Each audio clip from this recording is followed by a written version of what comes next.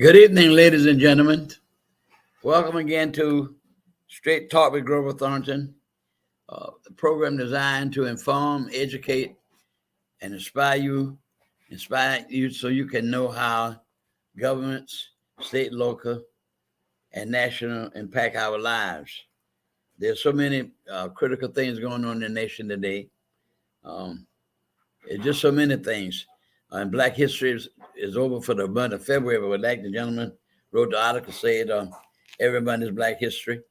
And I think when I could talk about Black History, it's for our benefit and for our children, because you know what's going on in Florida with that sorry man, Governor DeSantis. He wants to move all of Black history out of the schools. They're threatening the board education members, and they are not trying to convey the right type of information to people. They want people to realize and to think that America has always been a nation where all citizens are treated the same.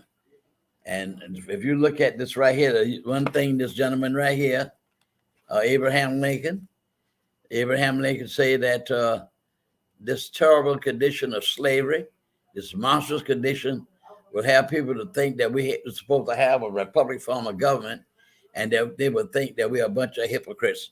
And that's exactly what our country is. And it all started with this gentleman right here. To be a citizen, I told you about him in the past, but that's Dred Scott, the gentleman that was a slave that belonged to a doctor who was a military officer, and he was transferred. You know, as military people transfer you all around and do it to a duty here, there, and yonder. So he was transferred to Illinois. So when he was a free territory, he thought that then he could be free, get his freedom and be a free man. But it went before the Supreme Court, and the court rejected him, saying that he did not have no rights, that a white man has a right to honor. Secondly, he was not a citizen of the nation, and he had no right in the first place to bring a suit before the Supreme Court. So, and we came here in 1619, and from 1619 up to down, we've been over 400 years, and we still fight for freedom. Now, I'm not going to talk too much about this gentleman tonight, but our next section, next month, Lord's willing, I'm going to tell you about this gentleman right here. This gentleman right here, Willie Lynch, a man that lived in the West Indies. He was a plantation owner of slaves, and they invited him to come to America to tell them how to control black folk. And I'm not going to use the N-word, but you know what he called them. And I'm not going to use that on my show. But that's one of the things that I'm going to tell you about, some of the things, and how he taught things to intimidate, fear, confusion, chaos among the people. But I will tell you about him next month, because we got a guest on our show tonight, a very distinguished guest in my judgment. And you'll know who he is shortly. Next thing I want to tell you now, when it started in 1896, after the Plessy case, the decision came out on separate but equal. I'm finished with that. Separate but equal. Now I'm going to show you when this is separate but equal, and black people were always treated terrible. They never was equal, but it always was separate. They even at the University of Oklahoma, I think it was Oklahoma, but they're going to argue the case to get a person who has a degree, but he wanted to get a master's degree from that university, and this institution applied the separate but equal doctrine. When the young man was in the classroom, they put a wall. Oh my gosh, some white people. They installed a wall between him and the other classes, so he's separate, but he's getting the equal treatment like the white students were getting. America, supposed to be a country of democracy, still a hypocritical country. Now, here's what I want to show you, a pearl example of the separate but equal. Now, look at these two. Look very careful at these two water fountains that I'm going to show you. Two water fountains that I'm going to show you. You see how terrible? Look at the one black folk had to drink out of. Look at the one nice one the white folk had to drink out of. And look at the pipes that are running under each fountain. All the water coming from the same place. How ridiculous. Like Robert Kennedy said when he was testifying for the Civil Rights Bill, he said a white prostitute could go into any hotel in the South with a dog. When a black man, educated man, whether he's educated or not, he's a human being. But just let's say for an educated man, a doctor, lawyer, school teacher, some professional person, could not go in where a dog could go in. But a prostitute, unbelievable. That's why they don't want the white children to know how they treat the black people. But this critical race theory business, they want them to believe that America has always been a sweet country. You have to tell the history. America has been a terrible country with respect to African America. Now look how they're doing to the Jewish people even to this day. This is terrible. Semitism is terrible. How they're doing the Jewish people. But I got something to tell you, whether you like it or not. The Jewish people, God's chosen people. And I'm going to tell you, the reason why America gets blessed because the word of God says, God will bless the country that perhaps support Israel. That's why the country has been able to sustain itself. But we're falling by the wayside. Now, let me just show you, as we move on some of the history here, things that black folk have done. I want you to look at this. I apologize. I don't have an excellent picture like I had one. I gave it away. But I will get another one. But you've seen this, the picture of the U.S. Capitol. You have seen that picture on television. You've seen the picture of that Capitol. Have you seen that black statue on top of that Capitol building? You have seen it. There's no way in the world you can't. If you watch television, see the news, you had not seen that black statue. But that statue was created by a black man. I couldn't find my magazine this afternoon. I looked and looked, but if I ever find it, I will give you his name. But let me tell you the things about him. He was a slave owned by a slave master, and he did work for the government before. He was very skilled and an artist, dealing with things like metal and creating statues. So the government employed him and through his master, and they paid him. It took him 31 days or 30 days to do this. And that's been on top of that Capitol for over 200 years. But here's a sad thing. The master that owned him negotiated with the government to get the right price for the work. And I think he was given $1,500. And the black man who did, I think his name was Reed, he was given $300 something by his master. But here's the thing. He could only work on Sundays. He wouldn't let him work the rest of the week because he knew he had to pay him. He only paid him for the Sundays working. And he wound up with over $1,500, and the slave got $300 something. But I'll find my magazine before this program continue off the air, but I looked at them for a while. Now, as we move forward towards the 50s, and I want to show you this wonderful picture here. The Brown versus Board of Education. And you can see for the first time, I don't believe anybody got a picture of this man in Savannah other than me and myself, Reverend Brown. And that's his daughter, Linda, on the sofa. She was the one that had to walk 3 miles almost to school, and the white school was right behind where she lived, not far from where she lived. And Everton, Topeka, Kansas. And NAACP filed a suit, Brown versus Board of Education, before the states. It was Virginia, it was Delaware, it was South Carolina, and the District of Columbia, South Carolina. When the District of Washington, D.C., I apologize. The District was Washington, D.C. Those were the states in which, and the district that NAACP filed a suit to integrate the schools and do away with this classic case of the separate but equal. And these were first thing I wanted you to look at is the gentleman that's sitting there, Earl Warren. He was Chief Justice of the United Supreme Court. And bottom of that picture, you will see the man named Davis and Thurgood Marshall, who argued the case he's the first African American on the Supreme Court. He went before the federal court, the Supreme Court, the other judges, in the federal courts 32 times and won 29 cases. Only lost 3 cases by almost a 90% rate, a percentage for arguing cases before the court. And I want to show you this here. This is the picture of all the judges. Let me just make a statement about the white gentleman, Mr. Davis. South Carolina paid him to argue the case against black people, and for South Carolina and all those other states I named, they paid him $125,000. Now that's back in the 50s. They'll be equipped maybe $1 million now, if you're that time.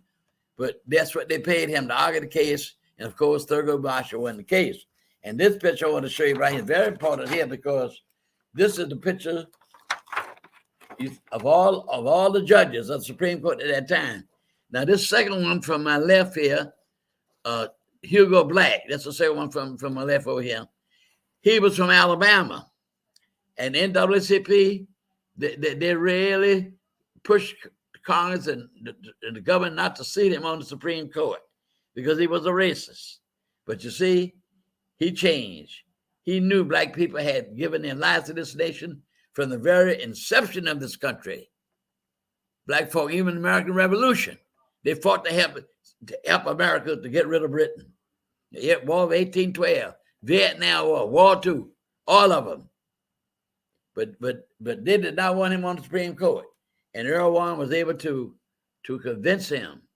And how Warren got on the court, let me tell you how Warren got on the court. Had another Supreme Court justice, his name was Vance, I believe it was. And Thurgood Marshall would always talk about the case when it was over for that particular day. And of course, the lawyers began to discuss to see where the errors might be, etc. And the chief, that justice, his name was Vance, I believe it was. He became ill. He had a heart attack. And Thurgood Marshall they was worried about him because they didn't know what position he would take during the oral arguments when they're arguing about themselves, discussing in their chambers. We'll show you how God was in everything. He died. And when he died, Thurgood Marshall felt better because Earl Warren was very active as a Republican from California. From Los Angeles, I believe it was, from California for sure. And he played football and all with black people. He knew black friends and everything. And when he became Chief Justice of the Supreme Court appointed by President Eisenhower appointed him because he was very instrumental in trying to bring the Republic of California into the election for Eisenhower. But Eisenhower sort of regretted that he made that decision because he influenced the people to do away with segregation. And we ought to know what he did in Little Rock. Eisenhower called out the troops. So to enforce the president couldn't do it, but that he had to do that because it was a Supreme Court order. And his position tells him that he must obey the court and enforce the law. He takes that when he takes that oath. So that's, I want to mention about that. Now, this lady and this gentleman here, this lady, and I've had these pictures, I want y'all to know, over 30 years or more. This lady here, she's on my left. Yes. She name is Constance Motley. She argued the case to get J.M. Merritt in the University of Mississippi. A terrible situation. Terrible. They didn't want that black man in that school. And the president had to call out the troops, President Kennedy. But let me just say this. This lady would have been the first black woman on the Supreme Court instead of Ms. Jackson, who was recently appointed. But she died. I had an opportunity to meet her. She came to Savannah to argue the case for Fred Wessels over there. Did not want black people to live in Fred Wessels. And I was in the court when she was arguing the case, a very, very fine attorney. She argued the case for the University of Georgia to get integrated. She argued the case for the University of Alabama and Mississippi. So she was very, very instrumental. Now we're moving on down now to in the late 50s. And we all know this lady right here. Thank you, ma'am. We all know that lady there, Ms. Rosa Parks. We all know her. She was the first lady that refused to give up her seat to a man. Now, I can't go along with it, period. But at least I can respect the fact they want a woman. They want her to give up seat to a man, and she would not do it. And I read an article where she said people think that that I did not get out of my seat because my feet were tired. She said, no, I sat because I paid my fare and I was entitled to the same justice as anyone else. That's why I refused to move. And here's an example when people stick together in unity, and that's what they did. And here's look at the buses. Look at them, empty. One person on the bus. They broke the bus for those 18 months or more. The bus empty. And of course, as a result of that, you know what happened? They turned around and did what? They put Martin Luther King in jail. A lot of people have not seen those pictures, I can tell you that. That's it. That's him in jail. And look at that lady, old lady. That's the lady walking with a basket on her head. Refused to get on the bus. Those people really stuck together. And this is a picture here. That's a picture there where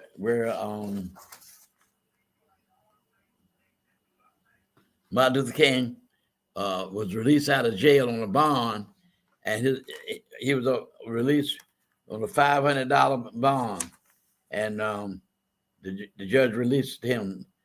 Waiting on appeal, but that was eventually thrown away because the Supreme Court ruled that what they were doing, segregation on the bus, was unconstitutional. There were cases on the bus where the bus driver was so nasty, black people had to step on the bus, put their fare in that container that they had for the money, and many times they would step off the bus to go get on the bus in the back, and the driver would pull off and leave them standing. How dirty that was. They have done some dirty things to black people. Dirty things, like in Birmingham, with the holes of knocking the women down with the holes of the dogs, that bloody Sunday mess. My Lord. Now, and I had another picture here to show you, and it was a picture of this one right here. In 1964, you can see President Lyndon Johnson signing the 1964 Civil Rights Bill, which gave you the right to go into the movies like anybody else, hotels, motels, movies, anybody else. And you had a right that you could sue them. So most of the people fell in line with the Supreme Court. That's an order. It's a federal law. Like Dr. King said, I can't make you love me, but the law would protect me. That's why we want to get the same treatment as any other American. Now, as a result of that, this gentleman right here, look at it real good, Lester Maddox. He had a restaurant in Atlanta called, I think it was Pick Rick, and it's a chicken restaurant. And after President Johnson signed the bill, several black gentlemen went in to buy some chicken. And so white guys were in there with some axe hounds, and they ran him out. And you got the small picture of him. He came out with a pistol. You got it? The pistol. That's him with a pistol. That's what he did against the people out of his restaurant. But here's my point why I'm saying that to you, about him. I didn't know until I was reading magazines like I always do. And he was a high school dropout. He didn't even finish high school. Lester Maddox was a high school dropout, and a black man, educated, master's degree, PhD degree, could not be governor of Georgia. Don't you see how bad and sick these white people were in the South? And a lot of them still that way today, especially in Florida right now. They're not raising hell about that man want to take history out of school, black history. You got German history, you got Japanese history. Why he want to take out African-American history? It's a part of America. No, it's just as much America as the American Revolution, as the Civil War. Because they don't want these white children to see how bad they treated black people. I was looking at TV one night, and two white girls, one went to one fountain, one went to the other. One went to the one say black, another went to the one say white. So the one that drank out of the white said to the girl that drank out the black one, she said, "Oh, you know you're drinking out that one." And she said, "Well, what's the difference? All tastes the same. I don't see no different than the taste. It's ignorance, what it is. Absolutely ignorance. When you judge a person on the basis of their color, you judge a person on the basis of the character, what type of individual it is." So I want to say that because we were going to get them so we can bring my guests on, but I just want to say I want to say this for you to know that African Americans did a great lot of things in this nation, and you want to do away with the history. I want next month I'm going to tell you about the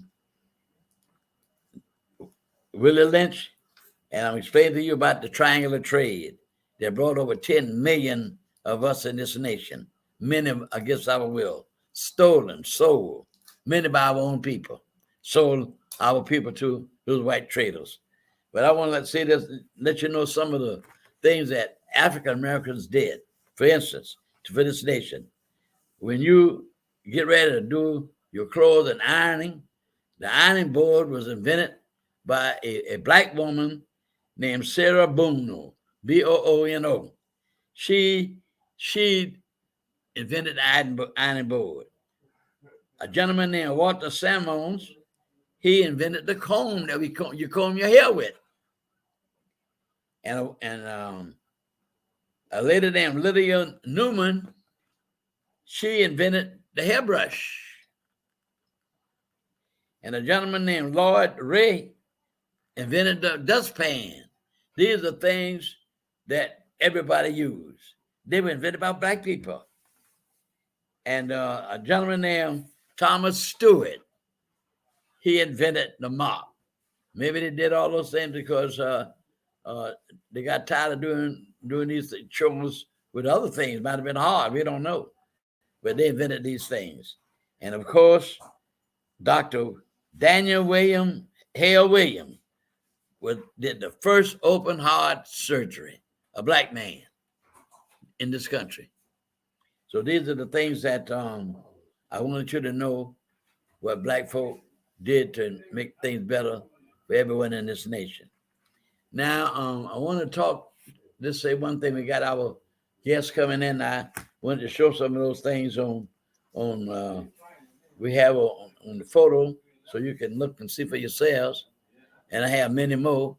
That was my hobby back there 25, 30 years ago. I take these articles, cut them out, had them laminated for history to show. I never thought I'd be doing this tonight and showing them to people.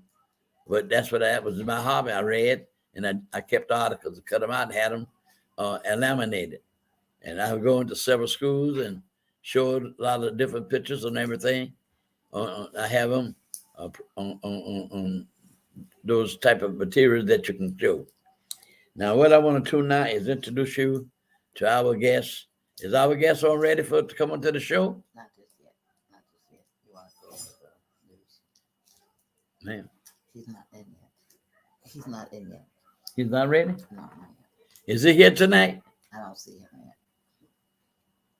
Well, we're supposed to have had Reverend Ellis, Chester Ellis, chairman of the Community Commission. And I wanted to talk with him about things going into the community and how we situated financially and some other issues I wanted to talk with him on. I was asked why the mayor has not been on the show.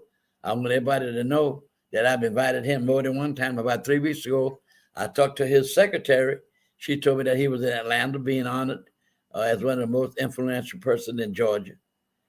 And I asked her, would she please inform him that I had called, and would he please call me because I wanted to invite him onto the show. I even asked my minister to invite him. So evidently, I'm sure that he would not have told me if he had not told that, and then I'm sure he had conveyed my request. But anyway, I did not hear from him. But maybe he would call me if he does, good. If he doesn't, still good. But I invited him. I invited people that I know are running for office. And when you run for office, you have an obligation to appear on programs to let people know how you stand on issues that should be nomenclature for everybody. So I did my job, invited him. Now, I don't know whether Justice Ellis, I don't know what happened. They could not make the connection, you don't think? He's not on. They're trying to find Huh? out. He's not on right now. So he was supposed to have been contacted with a link to appear on the show. So I'll have to check with him to find out what happened. But we still have some more time, and so maybe we'll talk a few more minutes. I didn't know that this was going to happen. Also, I want you to look at this gentleman here. If anybody's ever had an operation, you owe that to him. Dr. Charles Drew, a black man, created a blood bank, the plasma in the blood. So you get that, the Red Cross. So I called the Red Cross a month or so, and I asked the lady, did she have a picture of Dr. Drew hanging up in the Red Cross? She said, yeah, but I'm going to find out because I'm going to go in there. Every time I go to the store around there, I keep saying I'm going, but I'm going to surprise her. I'm going to go right in there and look. And then if I don't see one, I'm going to ask, why isn't there one here? I'm sure going. If I live, I'm going to go. Sooner or later, I'm going to make a report to you about it, too. It's in there, or it's not in there. Then if it's not in there, I'm going to ask them why. Because they ought to have. He was the creator of the blood bank. Well, we still didn't have my guests like I thought I would have had, but we would go on anyhow until you plan your program, you plan for a certain amount of time for the guests and to expel other information to the audience. And that's what I had hoped to do. But anyway, I do have some other things I want to speak on. Number one, from the national news, and we're talking about these guns. Guns. I don't know why Congress will not pass this assault weapon ban. I don't understand it. What I say to one of my friends, I say, well, if somebody shot and killed, God forbid, Senator Cruz' son or daughter, or one of those guys like that, and they do something, even the man that's president of the National Rifle Association, I don't see why they don't need to stop not having background checks. Everybody should be checked for guns. And I want you to know there were 3,500, according to the news yesterday on the television, 3,597 children, this ain't grown people, children were shot and killed with guns last year in America. There's no country in the world that has this type of problem like America has, because they take the Second Amendment and twisted it. Second Amendment, Obama going after your guns, Obama going after your guns. The Second Amendment, they want to destroy the Second Amendment. It says the right to keep and bear arms. It did say this is the West. Tell me, our governor here in Georgia gives you the right to walk all down the street with guns. So you're creating that kind of environment. When you create that type of environment, that's the results that you're going to get. The next thing I want to talk about is we used to call it the food stamps. They don't call it anymore. It's the Supplementary Assistance Act. That's what it is. Nutrition Assistance Act. The Supplementary Nutrition Assistance Act called SNAP. Well, now they're fitting to cut that back because they did give a lot of food to people that were hungry during the pandemic. They couldn't work and all that. But we still have thousands and thousands and thousands of people in this nation below the poverty level. We have thousands and thousands and thousands of people. They got these shelters for food and everything, banks, food banks.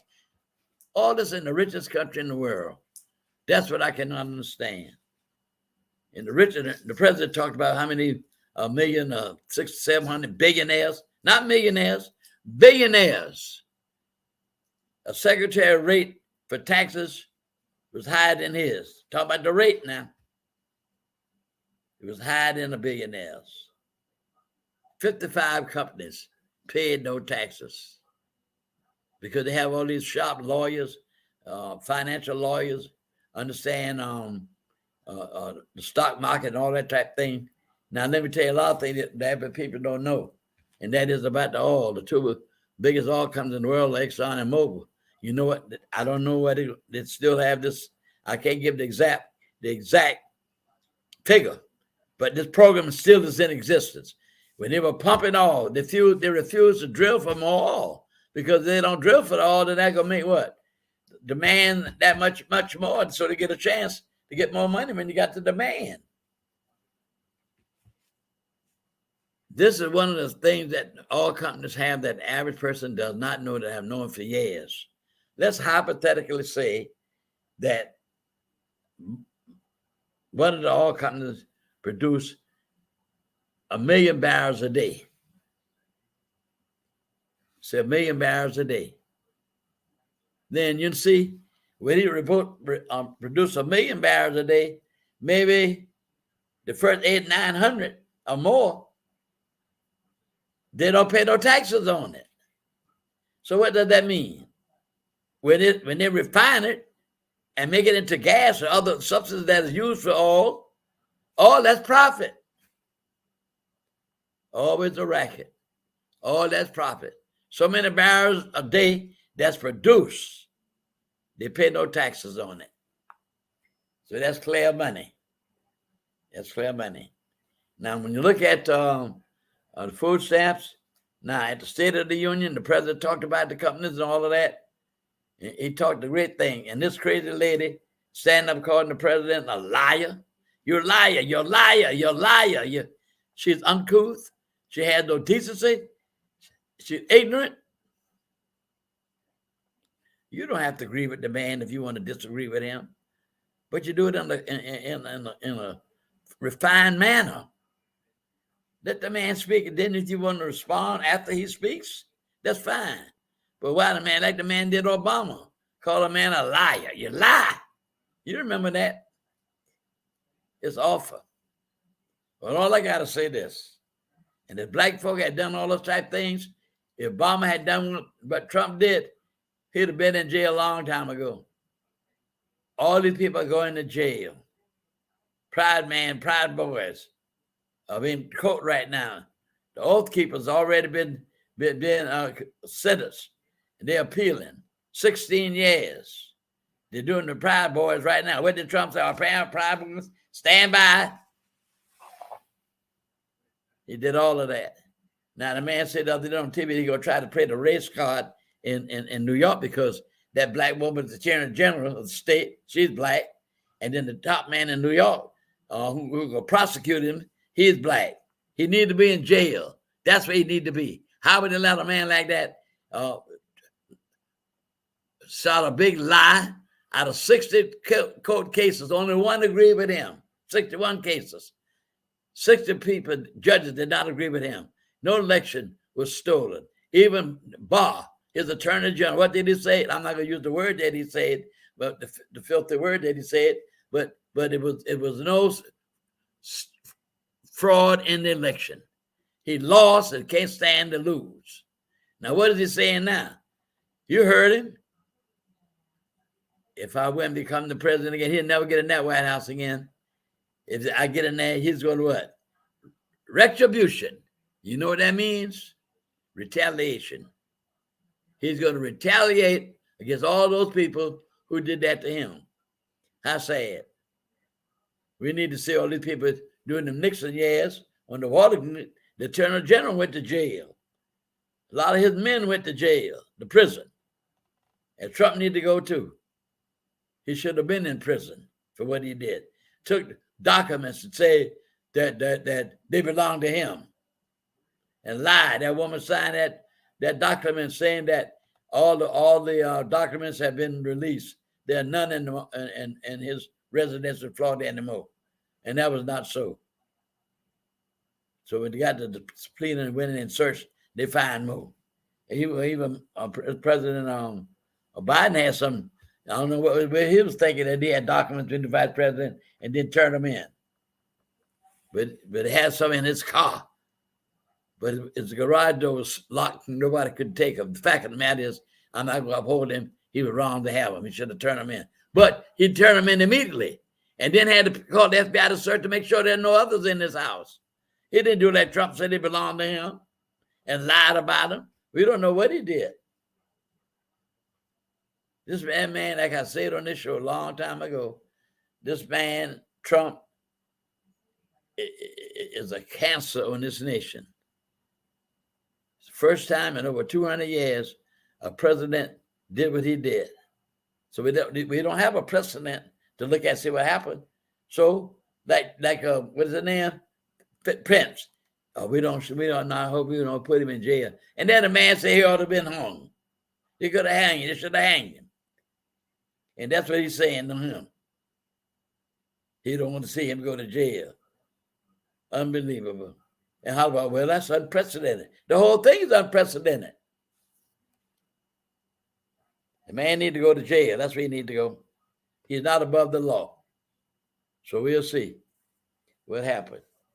So I was I'm so disappointed that my guest didn't show up here tonight. I'm really disappointed. But things happen in life, so I don't know what happened.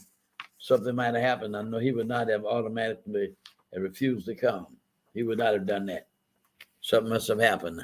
I'll check with him when I get home. I'll out of the show. I'm home, but I don't consider myself home when I'm here doing my business. I want to say that we have over, one more thing I want to say to you, and I talked about that, direct parole. Another thing Trump said, if he became president, think about this, he will issue a pardon for everyone that was involved in that insurrection that's been convicted. Look at that man walking through the Capitol with a big Confederate flag. Would you believe that? The judge gave him 3 years in prison. Should have been 10 or more. Can't understand. How can they allow one man to take their minds like they did? One man set up over an hour and 30 minutes while all that was going, beating the police officers with flags. One man died. Several of them were injured. Some of them, 1 or 2 of them committed suicide. 5,000 or more people coming at you. Terrible what they did to the White House. To the Capitol. And jump in the White House. With not even his own daughter, son-in-law, go down there and stop this riot. He refused. The man has a mental problem. Now, they get them for that hush money to give that woman. He gave that woman $180,000 to sleep with him. Ooh, Jesus. And now he's lying. And Mr. Cohen was the one who took the money to the lady. And next week he's supposed to be testifying before the grand jury. He was the number one man. He went to jail for a year for his part in that scheme. He lied, said he didn't know the lady. I'm reading the other day. He said he didn't know the lady. He didn't give her no money. He's one liar. He's not an example for this nation, I can tell you that. So a few more minutes, I'm going to have to call it for tonight. I was looking for my guest, but as I stated, something must have happened. He's not here. So another thing I want to show you is this triangle. You know, that's a triangle. I'm going to show you how it worked during slavery. Now, this triangle was very instrumental in bringing slaves to America. The bottom part here, let's be like New England. They would have a lot of goods, and then what they would do, they would get on the boat, take these goods, and sail towards the West Indies. They would then take all these goods and have a business relationship with the people in West Indies, and they would sell their goods and trade their goods for molasses and sugar. They will bring that back to America, and they will make rum. They will make rum. Then they will sail to Africa and sell that rum and trade that rum. They bought slaves. They trade for slaves and stole slaves. And some of the only people sold them. And even today we have the people that we call Uncle Toms. They're here. They'll sell your people out for a few dollars. Okay. That comes all the time. They sell you out. And that went on for years and years and years, from the 1700s to the 1800s. And They wound up with over 10 million slaves. So when they brought so many slaves, they housed them. A lot of them rioted, and it comes to the place called the Middle Passage. That was the middle between where they were and where they had to come to America. So they stored, I'm going to use this terminology, they stored all these people until they could get them all to America. And what they did, they laid on the ships all tied together. Can you imagine that? Laying in their waist, by their waist. And when they get up, they had them to dance for exercise. And then they chained them all right back down. A lot of them fought and rioted it. A lot of them jumped over into the water. Rather be dead than going where they were going. Never knew going to another land, take them from their homeland. And that went on for years and years. And they were buying them and bringing them to America. At the terrible in the Middle Passage, we don't know how many thousands of black men killed themselves rather than be a slave. That's how that triangular trade thing went. And just went around a circle for years and years and years and years and years until you have what? At that time, over 10 million people working for nothing. And like Dr. King said in one of his speeches, these corporations, these same corporations that we have, they started way back there in the 18th century, 19th century. And they multiply their goods and monies and all of that, passed down through generations. So slaves really built the economy. We know eventually men like Carnegie and Rockefeller, Hallman, Carnegie, all those people like that have built America, the economies. But like Dr. King said, they built these corporations on the backs of slaves. And even today, as I speak, they have their feet on poor blacks and poor whites. You don't think so? Why did they raise us so much hell now to give you $15 an hour? Why? You don't think you're worth that? Now, also, I didn't know till the other day, some corporates are being charged by the Labor Department. They're working children underage, cleaning up these slaughterhouses and all from animals and everything. That's against the law. All they worry about is that almighty dollar. And I still believe, as the book I read, if Dr. King had not said anything about that Vietnam War, he'd be alive today. All the time he was marching in the street, they could have been killed him, holding on arms locked with each other, walking down the middle of the street. But when he went to President Johnson, had called him in to talk with him, and please, Dr. King, please stop talking about the Vietnam War, because they were sending all the resources in the war while people starving, while people didn't have good housing, all of that. Now, for this year, the defense budget, the budget for the defense, ladies and gentlemen, is $350 billion. And I was looking for the black lady from Chicago, from Illinois, it was from California, running for the Senate.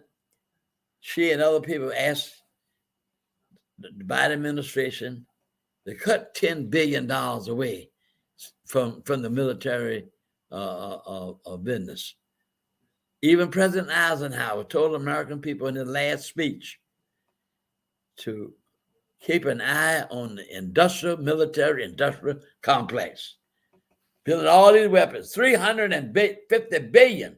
And they asked for this $10 billion to spread around the country, to do things to upgrade people's lives, housing, education, medicine, all these things to make the lives better for the American people. But they want to spend $50 billion on weaponry. We got more weapons than we know what to do with. We got atomic bombs, we got hydrogen bombs, we got satellites. Now we're in space now. When Russia was the first person to put a person in space, a man named Yuri Gagarin, he was flying all around over every country in the world. He got to drop bombs on America anywhere, anybody else. Thank God he didn't. And that's why we had to get busy and put all this money that President Kennedy says he believed that this nation ought to put a man in the moon within the next 10 years and bring him back safely to the earth. And they did that. And then we beat Russia to the moon. But the fact of the matter is, the sacrifice of people. Now they spend all this money, want to go to Mars. They don't want to take care of people here on this earth. They asked for $10 billion for education, housing, medicine for young old people, daycare, all these type of things to make the lives of the American people better. Just $10 billion away from that $350 billion that they have. Now they're messing around like this still yet, have not even approved the budget so the American government can pay the bills that they owe. It's awful. And why? The Republicans are controlling Congress by 4 votes. And that means a lot of y'all sat down and didn't get out and vote in these countries, these cities. And a lot of this country to be in hostage by 4 votes. And that crazy woman agreeing. And McCarthy, that the man said this on the television, she running the thing, he's holding the title, but she's running it. 4 votes. And they would have had still control of the Congress. But we know we got the Senate because of Mr. Waldorf, and of course that crazy boy Herschel Walker. They used, made a fool out of him, and we already got the Jewish fellows. Was Oswald, I think his name is. He's a senator, so we control the Senate still, and we got the vice president. To sign off if it's there a time, and reason that can't be now with the Senate that we got. But the fact of the matter, we lost the Congress, the House of Representatives. That's where all, according to the Constitution, all money matters must originate in the House of Representatives. That's why they can be the way they are. But they have to pass, and the Senate got to sign too, but they got to originate in the House of Representatives. That's the Constitution. So we got all those problems to deal with. And Mr. Biden, they talk about his age, but he's done a great job. He's done a great job as president. He's done things that no other president ever done. And Republicans are just like the old man George is doing right now. They said investigation there, the investigation this, investigating that. That's all they're doing to the American people. And they turn right there and vote for him. I don't understand it. But Biden did a lot. Now you can get the insulin $35 a month, where people are paying $350 or $300 for it. A medicine that had been developed over 100 years ago, that you should have been buying it cheap. It's a shame. I have to get medicine in my eye, and my small thing on my hand. That's the size of the little bottle of the medicine is in. $85. It's a disgrace. You go to Canada, you see all these medicine, and it's 30 to 40% cheaper than in America. It's terrible. We to rip off the American people. You heard the president speak about on your bills, they done got some little money for this, a little money for that. You need to stop all of that. Taking advantage of the American people. Taking advantage of the American people. But anyway, my time is about over now. Like I said, I regret my guests did not come because there were some questions that I needed to ask him, particularly if I went at the mayor, because we got some serious problems in the city as far as I'm concerned. And not only me, many others. And we got a critical election coming up this year. And people need to run for office. They need to stand up and defend their position. Tell us what you have done. Tell us what your aspirations are, what you hope to achieve to make lives better for the people in the city. And stand up. Even today, like a white gentleman said to me, to a meeting I left out of one day last year, but Mr. Thornton, I said, yes. I was at a meeting he was in. He said, when are they going to take all those Confederate things out of Forsyth Park? I don't know why the city government not doing anything about it. Nobody's speaking out. And yet, when I look at the TV last year in Richmond, Virginia, the biggest statue there is to be held was being taken down, and it was Robert E. Lee. I just saw the big cranes taking that gigantic statue down. It didn't come down just because they said, let's take it down. The people, the leaders in the government spoke out against it. I don't understand myself. Everybody don't speak out. I don't think there's a lot of wrongdoings and nobody says nothing. Nobody says nothing. And last time I'm going to say this here, as far as local, I thought I had, my guest had been local, but this gentleman right here, if we had more men like him, this would be a great city. I tell you, that's Dr. Ralph Mark Gilbert, pastor of the First Baptist Church when he came in 1939. He was a brilliant man. He started, the NAACP was down to nothing. He survived the NAACP. Then he went throughout the state of Georgia and set up 40 chapters of the NAACP, the largest in the country. And his wife, she's 101 years old in New York today. She's in the hospital sick, but she's doing much better. I called her yesterday. She's improving. She's 101 years old. She went all over Georgia getting membership for the NAACP. We could not even vote, ladies and gentlemen. That's why we need to know about our history. People need to talk about these things so you'll know. You haven't always been able to walk in a store. A Crystal and them kind of, there wasn't no Crystal, no Burger King then, but it sure had Tanner's. Sure had Tanner's down there, but it was on Drayton Street then. You couldn't go in there. Dr. Gilbert helped raise the money. We couldn't even vote. The only way you could vote is for the president in the South. He and Ms. Gilbert and NAACP set up 40 chapters, and they meet every year. They got a state conference. He did all of that. He called the first black police officer to be in Georgia, in Savannah. No wonder Dr. King said that Savannah was the most integrated place in the South. But Dr. Gilbert did a lot to do that. He raised money for what he called the Primus case. It was a minister in Columbia, South Carolina, Columbus, Georgia. Filed a suit in the federal court. And South Carolina, Georgia was tied into the area, which was the judge was in Texas. That's where the case was argued. And he had a lot to do with raising the money for it. Sure did now. And he was a dramatist with Easter players in the city. On Easter morning, nobody went to the churches. We all at the municipal auditorium. 5,000, 6,000, 7,000 buses running early in the morning to see the one-act plays. I was in a lot of the plays. They're beautiful. And we don't have no leadership like that now in Savannah. We don't have it. Nobody speaks out on nothing. You can't get nowhere when you're like that. You got to take a stand. I'm not asking anybody to recapitulate, but have some backbone. Have some backbone to speak out on issues. That's what I'm missing today. I don't know, but two people in this city speak. I'll speak out on this show, and Reverend Leonard Smalls, I got to give him credit for that. Several years ago, the man put something on the school board talking about this is your mama and all that. That man spoke out on that. And Reverend Mitchell, God bless him in his grave, he spoke out. That's why you got the Martin Luther King berets right now, hitting the holiday now, because he took the leadership, along with the organization, the Ministerial Alliance. I got to say that, and I got to give those men credit.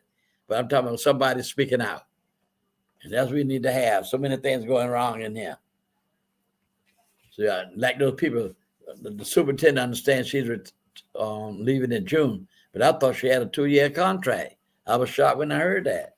But white folk coming down there all the time, raising hell with that woman. She's doing the best she can running the school system. Very qualified. I don't know why they like that. I really don't. I really don't know why they like that. I don't know. But Savannah is not like it used to be. I can tell you that. We got to have people. We got to get out. We got to keep voting. We just can't sit down and don't take a stand on things that are happening. Because you see what they're doing. They're trying to put back us where we were. But we're not going back to that. But if you don't take a stand, they push you back. We have just about all the big cities in this country run by black mayors here. And we got all this poverty in this nation and in this city. I've been hearing 32% poverty for the longest. 32% poverty. These men in the jail just round the corner, round and round, revolving door and crying. Nobody working with them. Nobody having the corporation and businesses here. How many black men unemployed would you hire? Get them and train them in the prison for working. The Bible says a man don't work, you don't eat. That's not my words, in the word of God. But we got to have help. And that's why I'm trying to tell people what we need to do in this city to make it better for our people. And we got to do something about our young people. The churches have no Sunday schools no more. Parents are not doing their job. But God hold you responsible. I want you to know that, parents. They used to say on the TV sometimes, it's 10 o'clock. Do you know where your children are? Do you know where they are? That don't happen no more. Getting hold of guns and killing, and it's awful. So we got to be better than ever with our people. We got to train our people. We got to let them know about God. We got to send them to church. They don't do it. Church is empty for the churches on Sunday. But how the church is going to reproduce and be for the next generation? Everybody dying out, and you got nobody to take their places. But anyway, I just want to express myself. I thank God for how I'm going on 90 years old, and I ain't going to never stop. I've been working with this community since I was 17. We had all these powerful people, Thurgood Marshall, Dr. King, I just told you about Ms. Motley, all these wonderful people. Not to mention in Atlanta, Dr. Dennis, Dr. Howard, I believe his name, powerful man in Atlanta. And John Wesley Dobb, big Mason man. All the people I met, all the people inspired me. They inspired me. Mr. Law, Mr. Gaston, all of them inspired me. When I was a young man, Reverend Stell, first county commission. So we had to fight. And that because we worked together as a people in this city. Now, there's so much chaos going on in city government. Why is that deep? Had to work together. Unity. All right, ladies and gentlemen, I've said my say tonight. And I hope that you've enjoyed the show. I'm not a perfect man, but I try to bring everything best I could. I believe in speaking. I believe in my people. And believe in educating our children. They're trying to wreck us. Don't want our history to be told. How ridiculous that is. You can't whitewash that. What's been done has been done. Try to move forward from it. Like Mr. Farrakhan said, no, you didn't do this to us. Your former people in the past did this. But you ain't trying to make the condition better because you got the resources and everything. They'll make things better. So in reality, you're just as bad as the people that did this in the first place. One man worth $240 billion. $240 billion. And all this poverty around him. You'll die and leave every bit of it here. But that's what happened in the past. That's why money's been passed down through generations. And then, like Dr. King said, slaves built this economy, and they're still taking exploitation of poor whites and poor blacks to this day. And that is the truth. So I thank you, ladies and gentlemen, as we come to the end of our program tonight. And I want to say we live in a world where we want everyone to have equality of opportunity, and we keep working to become a reality. Because when it does, the future generations will be the beneficiary of all our struggle and all of our work. Thank you for listening. And if you wish to contact me, 925-1034, and I'll be glad to answer any questions you have. Not foolishness. I don't have time for that. But if you have a serious question, a serious comment, I will entertain that. Thank you very much. God bless you, and have a good evening.